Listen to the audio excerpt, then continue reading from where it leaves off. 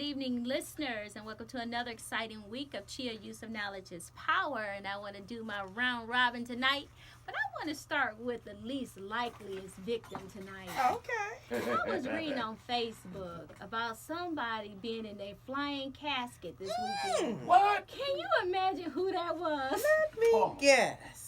Oh. I would like to correct that. That's my air-conditioned casket. Oh, okay. And That makes a big difference. Thank you very That much. makes a But wait a big minute. It was a flying air-conditioned casket. Okay. Okay? All right. So, would you like to know exactly what it is? Well, tell me. Well, from what I can tell, the contraption The contraption. Chitty chitty bang bang.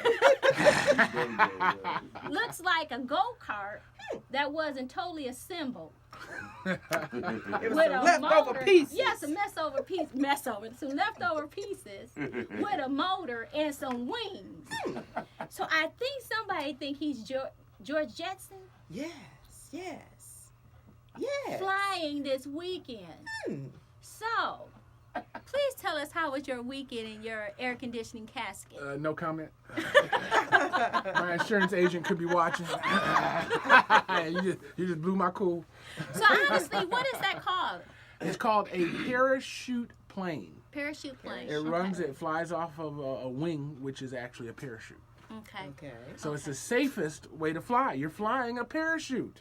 And honestly, that's just moving us into that George Jetson time period where people are really flying their own vehicles because they are legal or they're about to be legal. They are legal, but you can't fly in populated areas. Okay, So and I can't what's take the off feet? in Flint. What's the feet? How many feet in the air can you fly? Oh, these that? things can go 20, 30,000 feet if you wanted to, but you got to have oxygen after 17.5, and then there's airspace limitations. And is your license based upon? What license? Uh-oh. All right, let's move on. You don't have to have a license. You don't have to have one. So seriously, you don't have to have a license to fly one of those? The parachute planes, you're supposed to have a sports pilot license. But the paragliders, the ones you wear on your back, it's like buying a snowmobile. You can go in and get it and drive it out the showroom floor. Oh, my. Boy, he's so... Are you serious? Some assembly You wanna go fly with required. me? Yes, he's No. serious. You know what? Yes, he's No. serious. No. Are you in an open area when Not you're doing open this? enough. I got to go out past Mount Morris Road to be able to take off. So all I'm really doing is wing tests, testing the lines, because I had to rewire all those strings that come off of the parachute to the device. So one night I did that, and I got all of them but one right. Please don't. Actually, let me find two. You on channel And 12. there were two very important ones. Wow. Channel 25, that's where... You mean I'm going to go to a B station, man? What's Yeah. up? Man down, flying his contraption. I'm having a ball. I can't believe you won't go flying with me. No, I don't. I enjoy life. Al, how are you? I am fantastic. Honestly, when I came over there to Choking. speak with you, you look good, Al. You really look good. Oh, thank you. Quit lying to I feel that man. great, too. Feeling better. Yes, I feel much I don't better. pay Al. I pay you. So That's true. But you paying him a compliment, which is more than I get. Al is wonderful. Yeah. Tonight we're going back to part 2 of our basic banking best practices with Flagstar Bank, and we have the wonderful, beautiful, sensuous, Oh, my. gorgeous, Ooh. sophisticated, That's a lot. financially literate Yes. Yeah. banker, Miss Cheryl Woodyard. Yay! Oh, my goodness. You got a lot This to- seemed you to be got a a lot hot to live topic, up to. honestly, It about is. financial literacy. It is. And I know a lot of organizations are trying to get individuals into their institutions or their establishments to get bankers like you to go in and talk to the individuals or people about banking, because we're not taught about these things in the school system. No, not anymore. Yeah. Which is unfortunate, because if you did not start with the basics and you become an adult, you just jump in feet first, many of the lessons you learn will be at the cost of losing points on your credit, having fees that you have to pay. So I am more than happy to be here to do it. And please, any listeners who want me to come out, please do call Flagstar Bank 810-695-0159. I'm happy to help. That's great. Get in touch with Dr. Marseille. She will send me wherever you like me to go. Very much so. And if you want to participate in tonight's call, however, we're still answering questions from individuals who sent us questions based upon what they would like to know about financial literacy. We're still trying to get those answers out. But if you still have a couple of questions you'd like to ask us, please give us a call at 810-239-5733. Again, the number is 239-5733. So let's get into this. Let's talk about how to keep a zero balance on your credit card. Okay, so for all of us out here, last week we were talking and I was saying, don't open more cards than you actually need. That's the first thing. But if you are going to close out any cards, make certain that they are not the oldest ones that you have. Old credit is the best credit. If you are going to go ahead and maintain it, just leave it at a zero balance. If there are any annual fees, and most cards are moving away from annual fees because it's a turnoff, especially when you can just go get another card in another relationship and it has no annual fees. That's true. So with that in mind, keep the oldest ones open, preferably keep everything open. The reason why is because, again, old credit is good credit, and closing only impacts you for 30 days or so, 30 to 45 days, and then you get that bump up again. So closing them, not so bad, but if you can, keep them open. Okay. Go ahead. I'm sorry. No, go ahead. We talked about just a little bit about the cash service sector. Can you talk about that a little bit? Yes. So anybody who is, and this really does, I thought about it when the question came through about the cash service sector. The advice I'm going to share with you right now is for everybody. Okay. Number one, absolutely report your income as accurately as possible for at least 2 years. Okay. The reason why is because if you've written everything off, there's a certain percentage that we can put back in when we're calculating your debt to income and your income. But if you've written off everything and you told Uncle Sam you had $1 trillion loss, no names mentioned, you are setting yourself up not to be able to get a loan. So you want to report your income accurate for at least 2 consecutive tax years. Okay. So that in that third year, when you go in for a loan and they say, hey, we need your last 2 years of taxes, you are ready. You're ready to go. All righty? Paul, come on. I see you. You're twitching. What's the question? But isn't that accurate? Isn't that the goal? You're supposed to be able to write off your expenses to minimize your tax liability?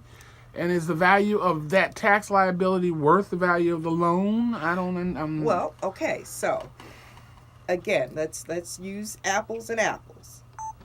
If you earned $200,000 and you wrote off $190,000, it looks like you earned $10,000. Even though you shifted what you needed to, you wrote off your house, you wrote off the car, you wrote off everything. And now you've got a reported income of $10,000. Now you want a $100,000 loan.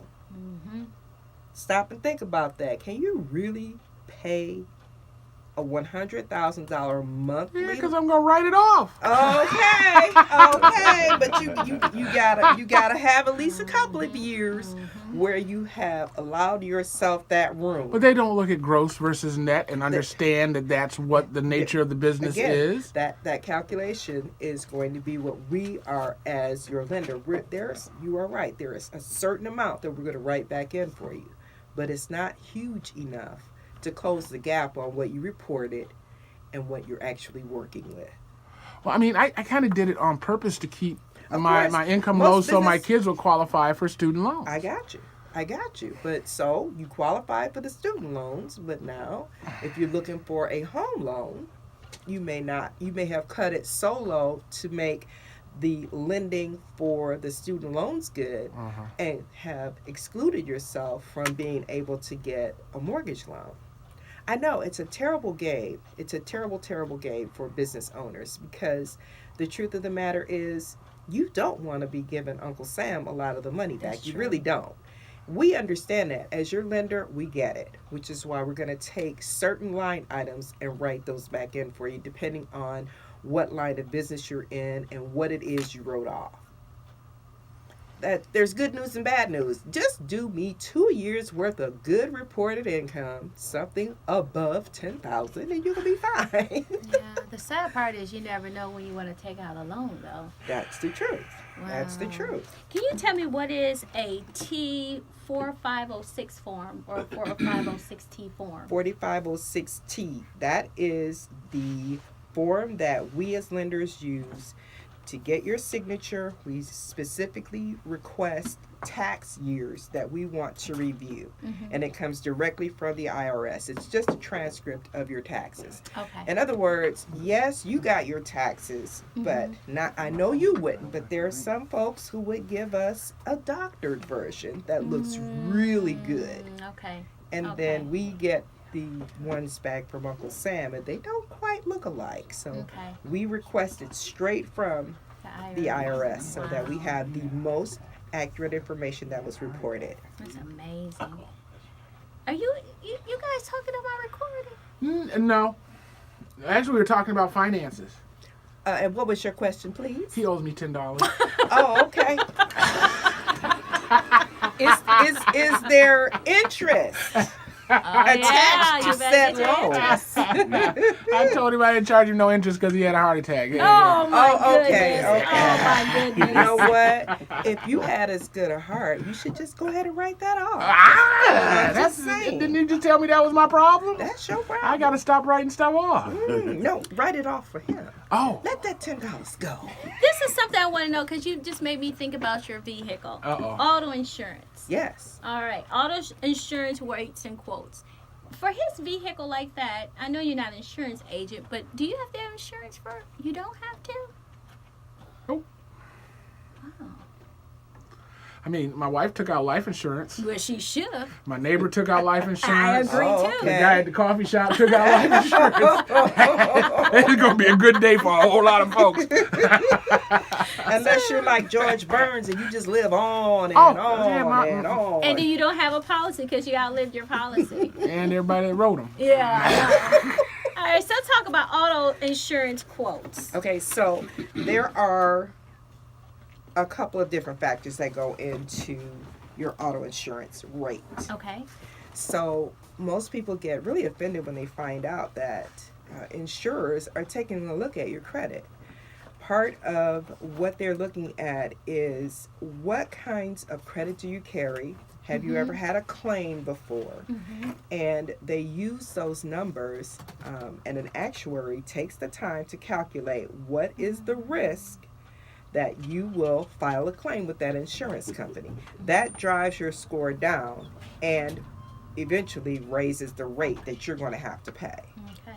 So those premiums can get better if you are not having a lot of credit that's over 50% or near the actual line limit. So if I have 3 credit cards using round figures, and each one of those credit cards, they said, okay, Cheryl, you can have $1,000 on each one. That's $3,000 of credit. If I'm at $999.99 on each one of them, Yeah.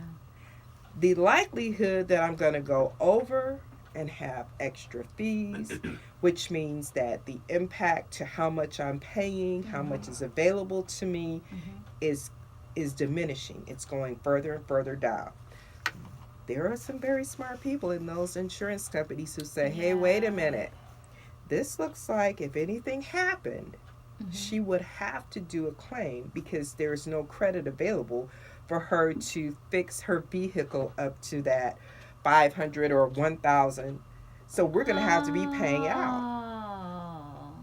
Credit scores take a look at the likelihood that you will be able to pay. Insurance scores take a look at whether or not you're going to possibly make a claim. Claim. It's something about here in the state of Michigan, for us to be a no-fault state. You cannot be at fault, but yet there was still an accident and they would still look at that as counted towards your insurance when you look Absolutely. at your premium. Absolutely. And that's just horrible because I was in a car accident and the gentleman hit me. But he almost totaled the car. The only reason why it wasn't totaled out it was because it was a brand new car. Okay. Still had a new car smell and everything. Oh, goodness. Head on. It was almost a head-on collision. Oh, my. Yeah, it was almost a head-on collision, but I swerved, so it just hit the passenger side. Okay. No, the passenger side of the car. And then years later, when I got a different car, that came up. And I'm like, well, it wasn't my fault, but you were still in an accident. And so it's amazing. You know, I know even if we had insurance agent here, they can't answer the question, but insurance is a racket. Right. It is. It really Well, and what's unfortunate is that we need it. is. Yes. Bottom line is we need it.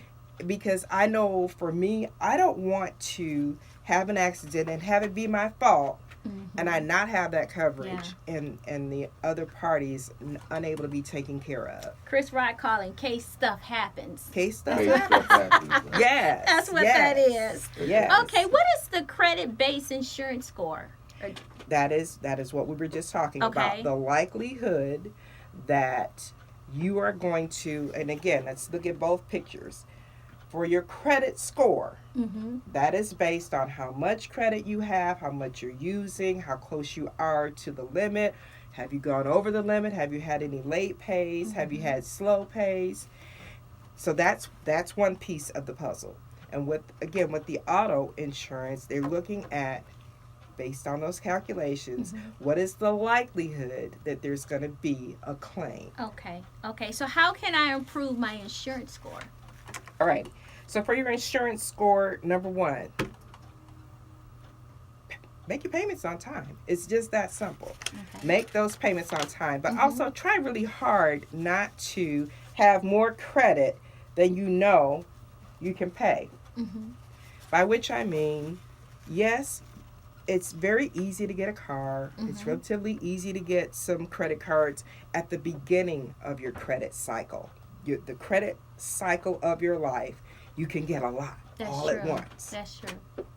What you do after that is going to determine how you are viewed in the future by way of your credit. Let me ask you one quick question. At what age should an individual or a young adult begin to apply for credit? When you have an income. When you have an income that is going to be steady, your job, as I like to call it. Because, of course, when you're in college or you're young, you may have a job, but it may not be your permanent job. I say let's be cautious at that time because you'll be real tempted to go and get a Macy's credit card and go and lease a nice vehicle. But the truth of the matter is, if anything changes with your income, your credit is thereby at risk. Everything you do after that is going to be a financial panic. And that cycle of financial panic is a bad place to be. True. The irony of time, that catch-22, those who need money have usually overextended themselves and cannot get the loan that they need or another credit card. People who don't need money can get everything they want if they needed credit. That's true. That is the irony of how all of this works, which is why I'm saying to everybody, take care of your credit, bottom line. And keeping a lot of cards and opening cards that you don't need just to get that 15% off, avoid that. Avoid that. That's no good for you. If you stop and think about, you got 15% off when you bought that new suit. That's fantastic, but that 15% is going to come back in the form of the credit card companies are very smart. They're going to give you 15% off now, and you're going to be using that card for a long time. They are absolutely going to make that 15% back very quickly. That is true. Very, very quickly. So I always say, think about it before you make that decision. Now listen, if it's your favorite store, okay. if you insist, go ahead and have that card. But having one card for every single store you like is kind of crazy. It's kind of crazy. And then maintaining, paying those off or paying them down, getting them under control so that your credit score continues to increase, that becomes a terrible cycle, especially if your income is kind of going up and down, or if there is an increase in your auto insurance, which sometimes happens. That's a tough spot to be in. So I say maintain with as few as possible so that you have that control over how much you're paying out and the availability to you. You know, Al, I just got a different vehicle a couple of months ago. Okay. A very nice vehicle, I might add. Yes. Well, Is thank that you so white much. one sitting out there? Yes, the big caddy. Oh, go ahead. That big caddy is a gas guzzler. But, okay, so they look at your credit. They look at your credit score. They look at your insurance score. And guess what else they look at? The type of insurance that you have. Oh, yeah. Did you know that? Yes. No, you know that. Yeah, they look at the type of insurance that you have. If your insurance would pay for your medical costs if something happens to you. Really? Yeah. Wow. My insurance doesn't pay for it, so they sent me a bill for $35. I'm like, well, how did you send me a bill for $35? I already paid for my 6 months. Because I don't have the type of health care insurance that if I am to get in an accident, that will pay for Her bills. my bills. Really? Yeah. Which means that in the event that she would be hurt and unable to work, that impacts her income. Who's going to pay that beautiful white caddy bill? Wow. PLPD. No, I had put full coverage I was on going to it. say PLPD won't do it. You're right. That took care of somebody else's car, but I did get full coverage. Yeah. But yeah, people, you know what? I went through Progressive with my insurance, but I did it online. Okay. So it's like that a la carte. I was able to pick everything out. And I like that because sometimes when you go to an insurance company, they're just going to give you a quote. And some people just purchase it and don't know what they're purchasing. So when I picked everything out, I was trying to make sure, pick out something reasonable. And then like 3 months later, I'm getting a notice in the mail. I really had to call them because I didn't understand why. What is this? Yeah, Right. And that's what they told me because of my health care insurance. Wow. Yeah, so they're looking at a lot of things for health care insurance. So let's get back on improving my insurance score. So what else do I need to do as opposed to establishing my loan credit history? Okay, so you're going to keep your long established credit history. Keep the credit cards open, but keep them in good stead. Make those payments. They need to have those payments made. No late payments, no past dues, and the low use of each card. So again, going back to that example I gave you, I have a credit card. My limit is $1,000. If I'm hovering around $300, that's looking pretty good. If I've never made a late payment, that's looking even better. If I'm not just blowing it up and leaving it high, that's the greatest. Okay. But you also told us last week, what was that? Keeping it below 49? 49% of the allowable line. So again, using the $1,000 round figure. So halfway, 50% would be $500. But if you get down to $490, you're looking real good. Okay. $390 is better, $290 is great, $190 is even better. But it's also interest accrued on that. That's correct. Each month, so it is going up. That's so you correct. have to make sure you pay more than the minimum. Right. So on every bill that you receive on your credit card statement, there's going to be a little grid, and one shows how long it would take you to pay off the current balance, and it's usually somewhere around 10-12 years for just the minimum. If you'd never spend another dime, just making those minimum payments, 10 years. Crazy. It is. Crazy. You just made me think about something. What is that? My insurance premium gonna go up. Why? I forgot to pay that $35. Wow. Well, call them up. Oh, I think Call I'm doing them. it first. Let them I gotta debit pay them. the I gotta account. pay them. Yes, yes. Alrighty. Did we talk about how insurance scores are calculated? Yeah, we did. Okay.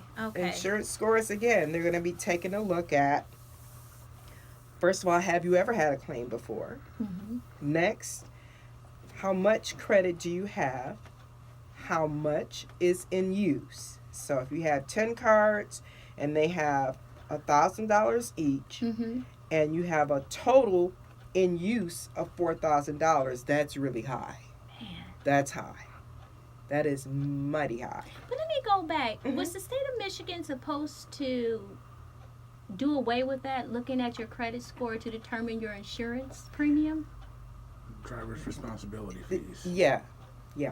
But you still have to be careful about how you're looking at this, because insurance companies are going to figure out a way to still kind of take a look at it. Because if they didn't, just think about how many people have made legal claims, Mm-hmm. and then kind of double that number for the number of claims that were perhaps fraudulent or borderline or juiced up to Mm-hmm. get that payout. Wow. That's a lot of insurance funds in play, and not necessarily all 100% legal. So Okay. I mean, we want to be certain that whatever we're doing, that we're doing the right thing. But Mhm. unfortunately, everybody doesn't feel that way, That which is is true. why in Michigan we pay some of the highest In auto the premiums in the country. country. In the country, and Flint water is the highest. The highest what? In the country too? But the cost of living here is still Low. 75% less than anywhere else in the world. Yeah. It's unfortunate, and I want somebody with some real know-how to work those numbers. I'd like to see what those statistics look like. Which ones? So if you live here Oh yeah. in the city of Flint, and your auto insurance, your the Homeowners. longevity of your life, how long have you Mhm. been here? I would love to see those numbers, and I'm No, sure you somebody. Yeah, I would. Yeah. Yes, I will. I yeah. live here. Yeah, I want to see it. Yeah. I am not afraid. Insurance is extreme. Auto insurance is extremely high. Extremely high. What is universal default? Okay, this one I am happy to talk about. Okay. Credit card issuers increasing a cardholder's rate on existing balances if the cardholder is late on any credit payment. Oh, Any. not even just Any. to them. It does not have to just be theirs. Oh, no. Yeah. Well, so that has now, as of the Credit Act of 2009, there is now limits on how creditors can do that increase. And it is going to be based on new credit, and they have to give you 45 days notice so that you can either pay it off or pay it up, so that you don't get impacted by the new rate that it's going to be hiked up to because you had all of these other relationships that perhaps oh my were late. goodness.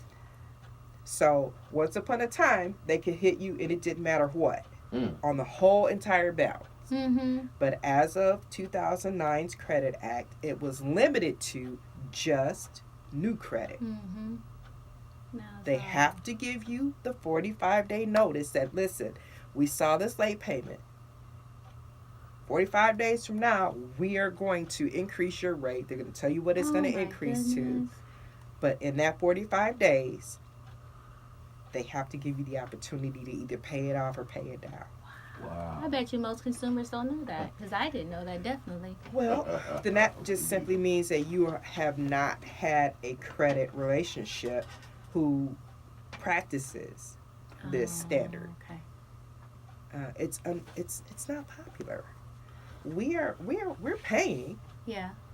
and if we have a late, let's say, going back to your situation, you got in an accident, you have been bedridden. Mm-hmm. You've been making your payments all along. Mhm. You have this short episode where your finances are in trouble because you were medically incapable of Mhm. getting things done. That's a whole different ball game from, Not wanting to pay it. you know what? I think I want to go to Hawaii right now. Mm-hmm. So I don't think I'm going to make my Visa payment. That is a big difference. So that's why that's no longer allowed across the board. Wow. All right. FICO, just really quick. Everybody wants to know what's that score based on. 35% is your payment history, 30% is amount owed, 15% is the length of the credit, 10% is new credit, and 10% is types of credit, which would be like revolving or installment loans, mortgage loans, and lump sum loans. FICO is an acronym for what? Do you know what that? Oh, goodness. That throw you. Shh, everybody. Quiet. I'll get y'all next week. All right, because she's back on next week. We're going to go into banking practices part 3 on next week when Miss Cheryl Woodyard will be here again talking about the banking best practices. Yes. Go ahead. No, go ahead. Thank you. I'll see y'all next week. So anyways, if you have any questions for us next week, you know exactly what our topic is going to be. Please give us a call at 239-5733. And I wish you a wonderful, happy work week. Take care.